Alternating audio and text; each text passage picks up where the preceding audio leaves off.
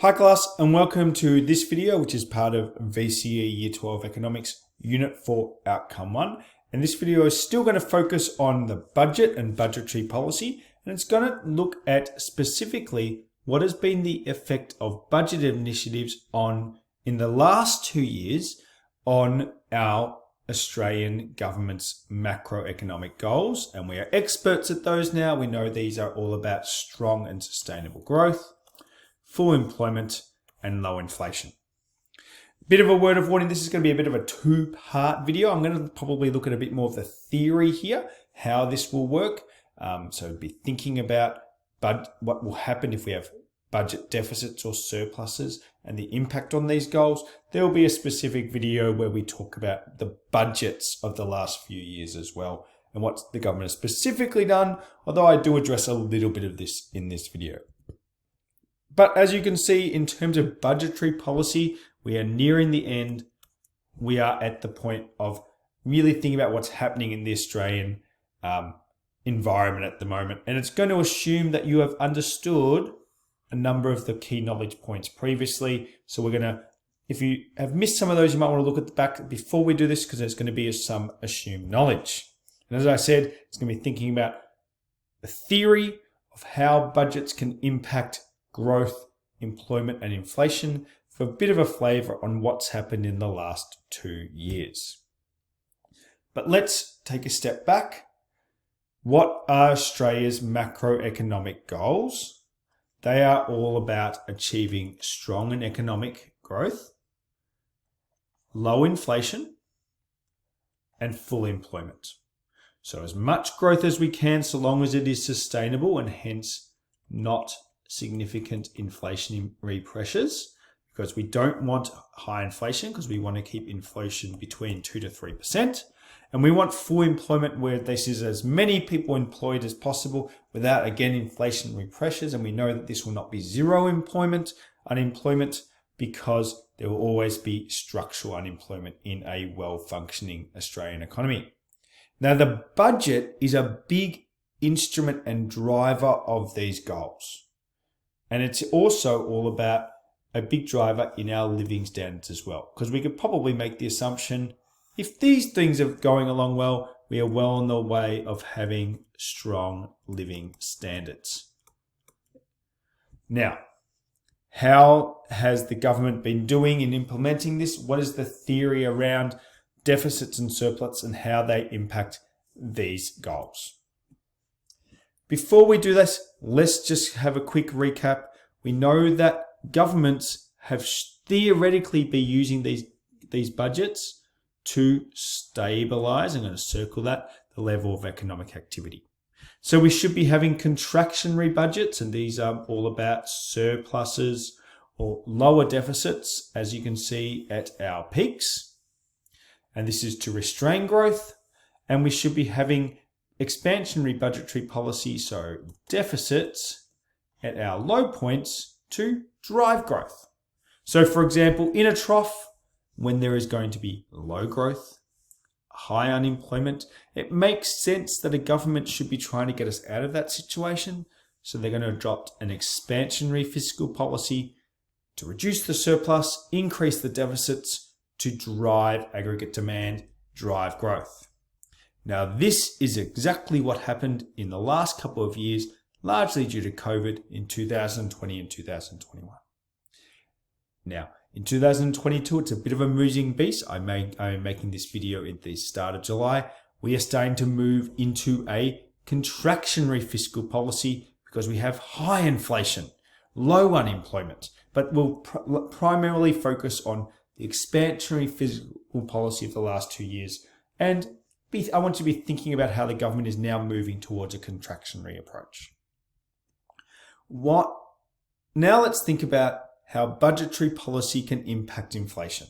We know we want inflation to be low. We want inflation to be within the target range of 2 to 3%.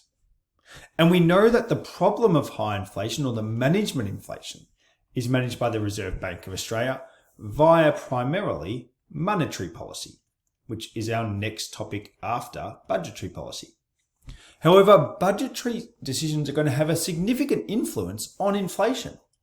Because we know the government has a significant influence on aggregate demand, roughly about 30% at best estimates, and spending. So logically, if a government is taking a contractionary approach, smaller deficits or surpluses, this is going to reduce inflationary pressures. And this is what hopefully a responsible government is going to start to do now, because we know in 2022, inflation is the problem. And we know that this has been managed by the RBA by increasing interest rates, but a budget should do this, or at least should not be going counter to that response by the RBA. Now, by taking an expansionary approach, like we did in 2020 and 2021, so bigger deficits, smaller surpluses, a budget policy will probably increase inflationary pressures, but that was not an issue in 2020 and 2021 when inflation was low. In fact, we had disinflation or deflation. Now, if inflation is largely demand-driven, so driven by lots of demand, the government might influence policies to reduce demand. That, for example, they might raise taxes. We have less disposable income, less discretionary income if we're paying tax, less money to spend on goods and services. Now, if it's driven by cost pressures, so supply-driven, there might be policies implemented to reduce these cost pressures. They might bring in increased migration, people who are willing to work less or to drive wages down, or they might reduce some taxes on the production process. But to summarize, contractionary approaches are going to reduce inflation theoretically, expansionary approaches are going to increase inflation theoretically.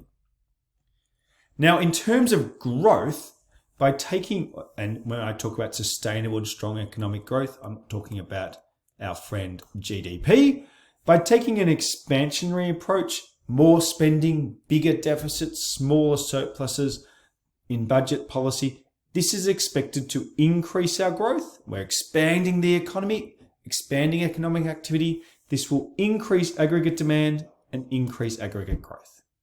Now, if you are a Keynesian economist, you actually have the opinion that this is a good thing because there is going to be a multiplier effect of this. And not only will there be increased demand from the deficit and increased spending, this will work as a multiplier effect, as this strong aggregate demand will increase the income of workers, and hence further more spending, and hence more people who have incomes. Now, the evidence or the proof of that is often debated by economists and not a key part or really a part of VCE Economics. By taking a contractionary approach, smaller deficits and surpluses, a budget by a government is made a deliberate decision to limit aggregate demand and hence economic growth, potentially because it is no longer sustainable. High GDP, but maybe lots of inflation with it. Now, in 2020 and 2021, we had an expansionary approach. We wanted to drive the economy because COVID had given a massive whack and we're in a recession. So what did the government do? They did things such as increasing the transfer payment. So they increased benefits of pensions and benefits and family payments. They did things such as providing stimulus to taxpayers. They cut personal tax rates. So personal taxes were cut. Business taxes were cut. They did job seeker and job keeper as subsidy supports. They accelerated depreciation to encourage greater investment, because for those that do accounting, depreciation is an expense which reduces profit. And if you reduce your profit by allowing people to do more depreciation, they pay less tax. Bit of a complicated one. But there were lots of initiatives, which I'll go into a bit more detail in a separate video, to drive aggregate demand. Now, in terms of full employment and budgets, it's important to understand that budgets have flexibility. They can focus on particular employment concerns. So this could be cyclical employment or structural employment or youth or long-term unemployment. Budgets have the ability to create programs, put focus, and actually reduce unemployment in particular sectors.